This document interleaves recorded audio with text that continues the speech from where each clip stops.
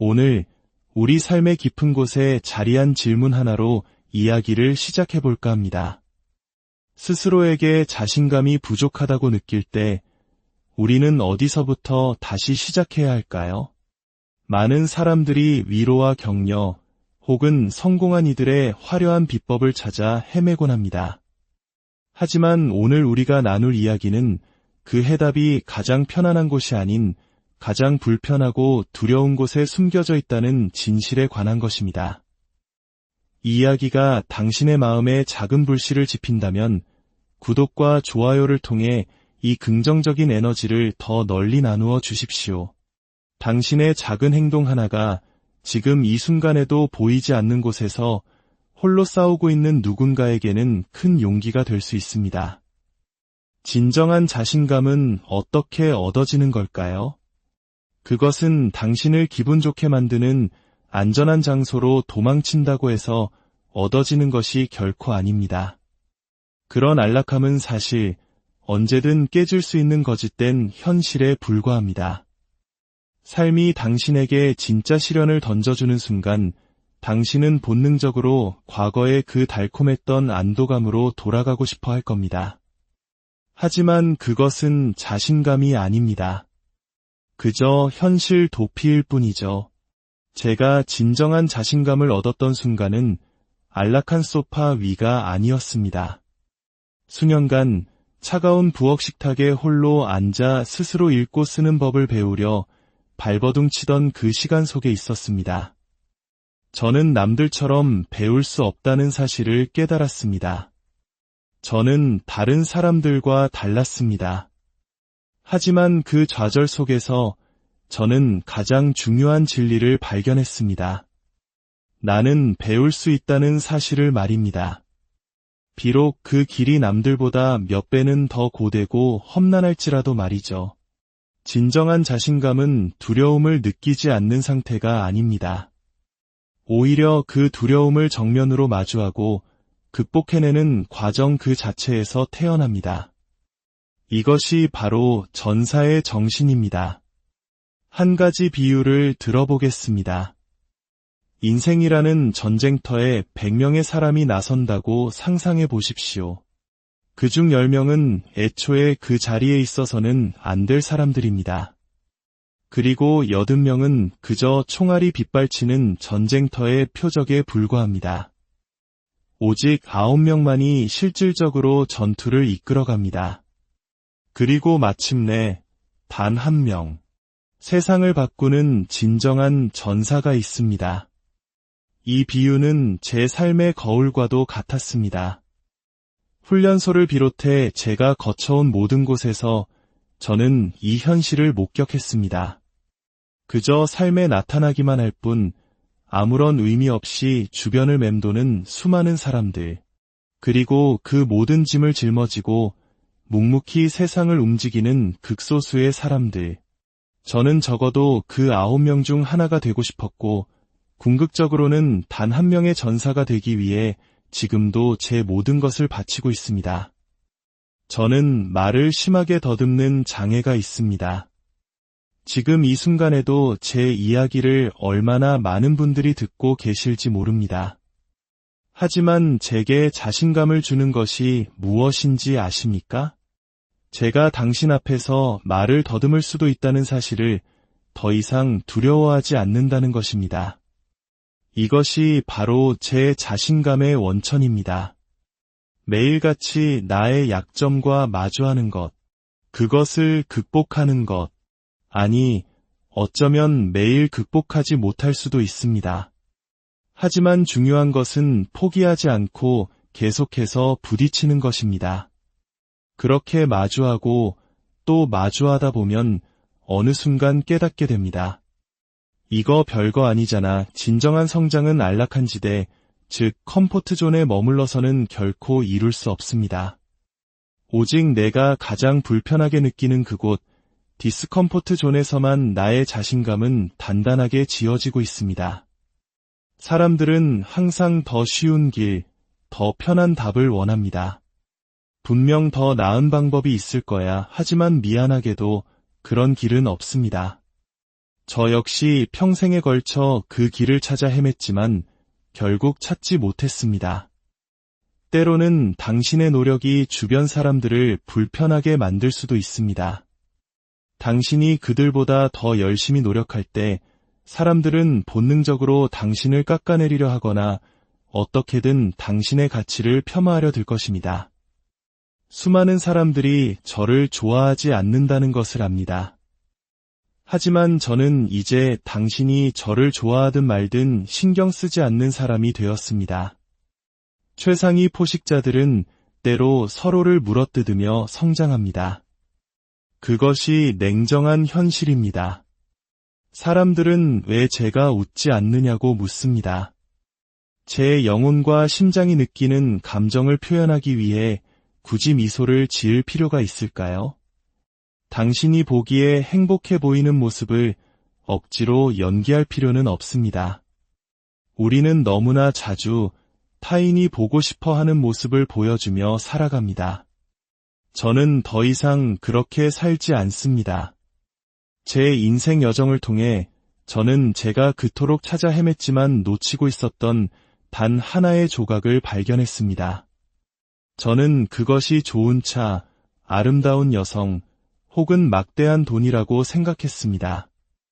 하지만 제가 놓치고 있던 유일한 조각은 바로 나 자신을 직면할 용기였습니다. 고통을 겪어본 사람만이 진정한 행복의 가치를 알고 규율 없던 사람만이 자기 절제의 소중함을 깨닫습니다.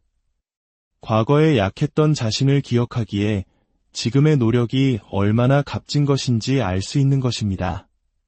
새벽 3시에 저를 깨워 운동하라고 소리치는 트레이너는 없었습니다.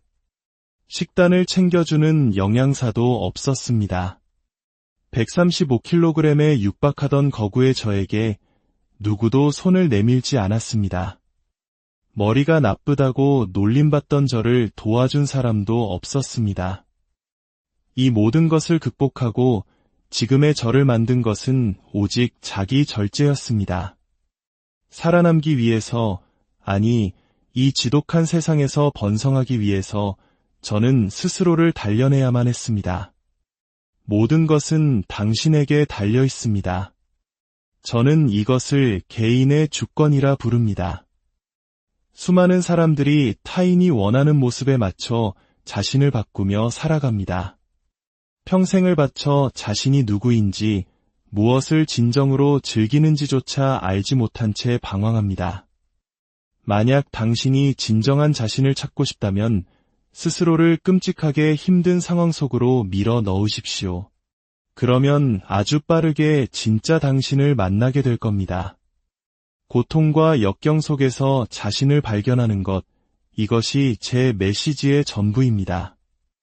당신이 좋아하는 벤치프레스만 평생 한다고 해서 무엇을 발견할 수 있겠습니까? 잘하는 수영만 계속한다면 무엇을 더 배울 수 있겠습니까? 세상은 흔히 당신의 강점에 집중하라고 말합니다. 저는 감히 말합니다. 그것은 세상에서 가장 나약한 조언입니다. 당신의 약점과 정면으로 마주하십시오. 그곳에 당신이 아직 발견하지 못한 진짜 당신의 모습이 숨어 있습니다. 과거에 저는 너무나 불안해서 다른 사람들의 마음에 들기 위해 거짓말을 하곤 했습니다. 하지만 스스로를 단련하고 진정한 자신감을 쌓아 올리기 시작하자 다른 모든 것들이 사라졌습니다. 더 이상 다른 사람의 인정이나 평가를 통해 나의 자존감을 구걸할 필요가 없게 된 것입니다. 이제 저는 어떤 방에 들어가든 제가 데이비드 고긴스라는 한 인간을 만들기 위해 쏟아부은 수십 년의 시간과 노력을 스스로 알고 있습니다. 그것은 벽에 걸린 트로피나 목에 건 메달이 아닙니다. 그것은 오직 나의 심장만이 느낄 수 있는 누구도 빼앗아갈 수 없는 견고한 감각입니다. 수십억 대 자산가들이 제게 전화를 걸어와 말합니다. 모든 것을 가졌지만 여전히 무언가 텅 빈 것 같습니다. 그 이유는 간단합니다. 그들은 평생 자신이 잘하는 것만 해왔기 때문입니다. 완벽한 가정, 여러 채의 집, 고급 자동차. 겉으로 보기엔 세상 모든 것을 가진 그들이 왜 불행할까요? 저는 배낭 하나에 제 모든 것을 넣고 차도 없이 걸어 다닙니다.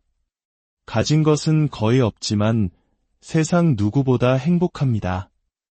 인생의 핵심 열쇠는 소유에 있지 않다는 것을 깨달았기 때문입니다. 당신은 반드시 자기 자신과 마주해야 합니다. 수많은 사람들이 100세까지 살면서도 모든 것을 가졌음에도 불구하고 비참하게 죽어갑니다. 그들은 평생 살아있는 부검, 즉 자기 성찰을 단 한 번도 하지 않았기 때문입니다. 진정한 행복, 평화, 그리고 깨달음은 모두 당신의 머릿속, 당신의 내면에 있습니다. 저의 강인한 노동 윤리가 어디서 비롯되었는지 아십니까? 그것은 수백 킬로미터를 달리는 훈련에서 나온 것이 아닙니다.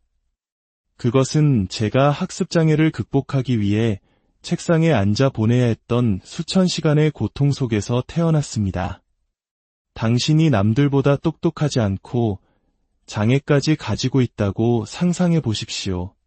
하지만 여전히 반에서 최고가 되고 싶다는 열망을 품고 있습니다. 저는 그저 따라가는 것에 만족하고 싶지 않았습니다. 뼈를 깎는 노력을 통해 나도 배울 수 있다는 것을 깨달았을 때 저는 결심했습니다. 전교 수석보다 하루에 10시간을 더 공부해서라도 그를 이기겠다고 말입니다. 상상해 보십시오. 전교 1등이 1시간 공부하고 잠자리에 들 때 나는 여전히 책상에 앉아 있습니다. 그리고 마침내 그를 따라잡았을 때 느끼는 그 엄청난 힘을. 나는 너를 따라잡았다. 나는 너보다 머리가 나쁠지 몰라도 너를 따라잡을 근성만큼은 가지고 있었다. 바로 그 부엌 식탁에서 텅 비어있던 20건의 스프링노트가 3개월 뒤 빼곡하게 채워졌을 때 진정한 데이비드 고긴스가 발명되었습니다. 수학 문제 하나를 이해하기 위해 10시간을 쏟아부어야 했던 그 끔찍한 시간들. 그것이 바로 저를 만든 진짜 훈련이었습니다. 우리는 너무나 쉽게 다른 사람에게 기대고 도움을 구합니다. 하지만 진정한 힘은 오롯이 자기 자신을 책임질 때 생겨납니다. 이야기는 300km를 달리거나 특수부대원이 되라는 말이 아닙니다. 그런 것은 중요하지 않습니다. 제가 진정으로 바라는 것은 단 하나입니다. 당신이 과연 어디까지 갈 수 있는지, 당신의 한계가 어디인지 스스로 확인해 보라는 것입니다. 모든 것은 바로 당신 자신에게서